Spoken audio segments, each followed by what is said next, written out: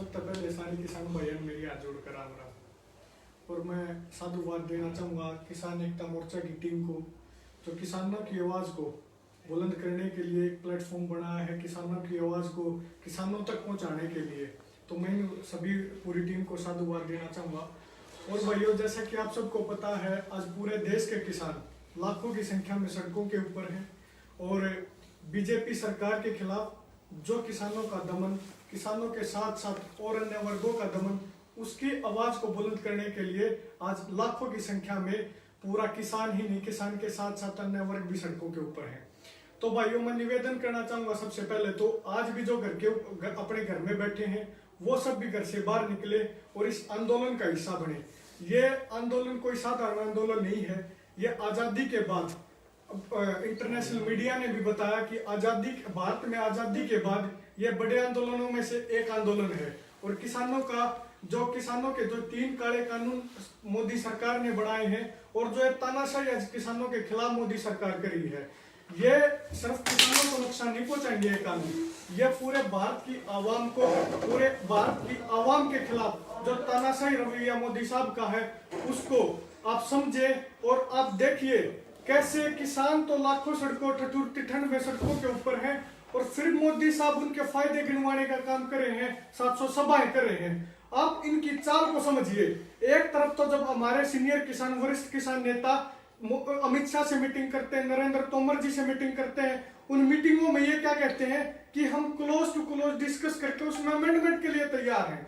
अगर आप अमेंडमेंट के लिए तैयार हो तो इसका मतलब आप स्वीकार करते हो कि इन कानूनों में खामियां हैं।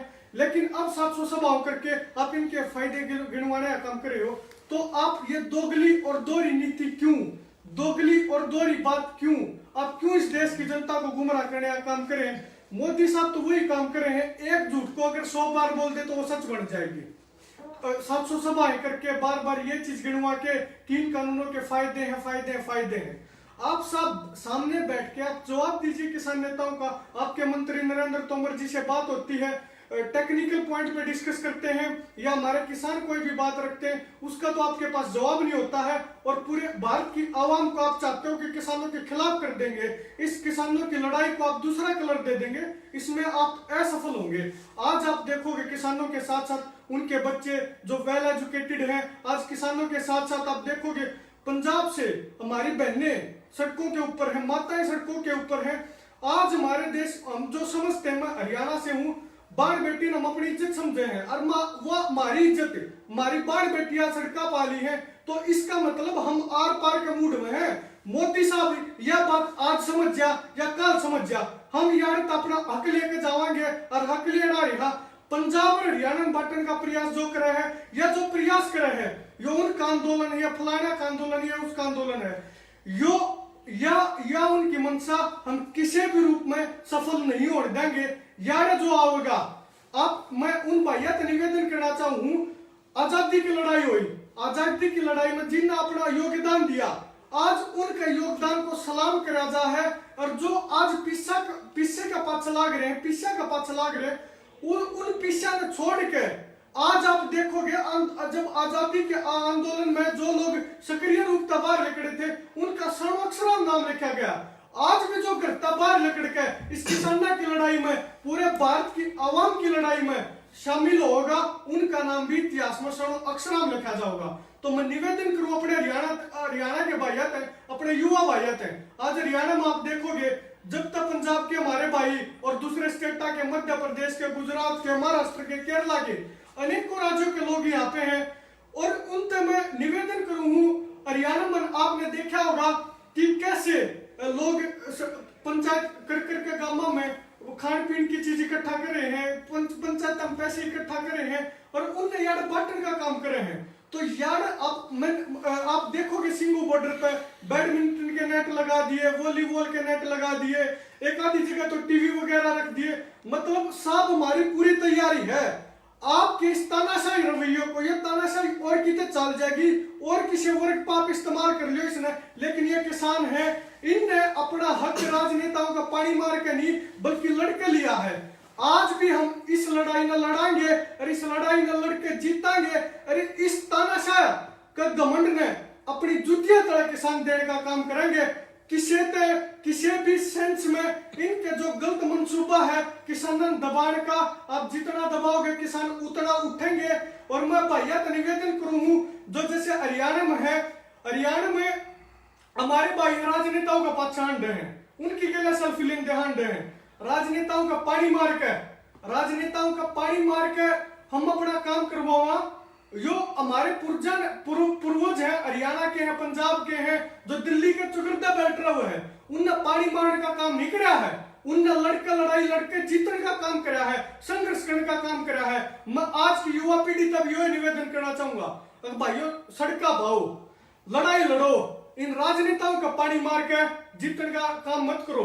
राज किसान डेडलाइन पर खड़ा है, अगर ये कानून पास हो गए हमारा पास समझ में आवेगी इन कानूना तक क्योंकर नुकसान है, क्या नुकसान है, अरे मतलब क्योंकर हमारा भविष्य अंधकार में चला जाएगा।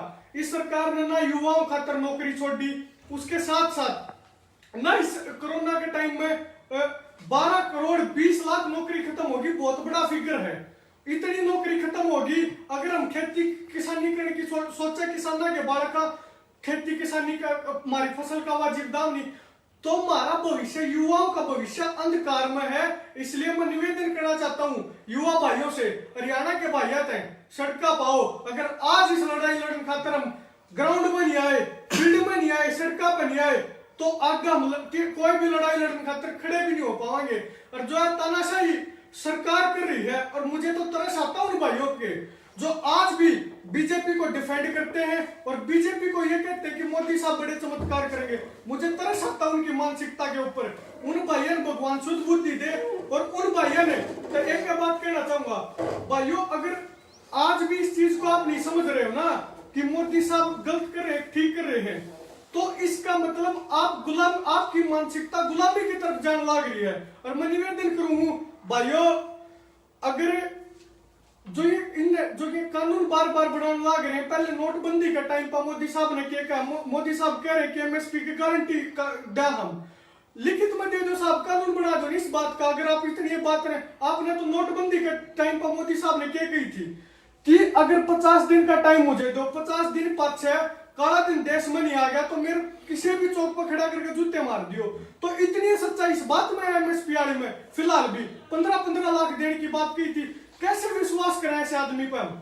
और कई बार हमें शर्म आती है खुद की, भारत देश के प्रधानमंत्री जो सोने की चिड़िया को करता एक टाइम पर, वह सोने की चिड़िया आज गिरवी रख दी कॉर्पोरेट घराना थी हमारी। हमें दुख होता है कि हमारे देश के ऐसे प्रधानमंत्री हैं। तो मैं निवेदन करना चाहूंगा भाइयों, सभी भाई आ जाओ, लड़ांगे, जीतांगे, इस तानाशाह का घमंड ने चूर चूर करांगे। बहुत बहुत धन्यवाद, आप सबने हमारी बात सुनी। और एक बार फिर मैं किसान एकता मोर्चा की पूरी टीम का बहुत बहुत धन्यवाद करना चाहूंगा। अगर आप YouTube पे हो तो चैनल में सब्सक्राइब करियो, फेसबुक पे है तो भैया के पेज में लाइक करियो। बहुत बहुत धन्यवाद। जय किसान।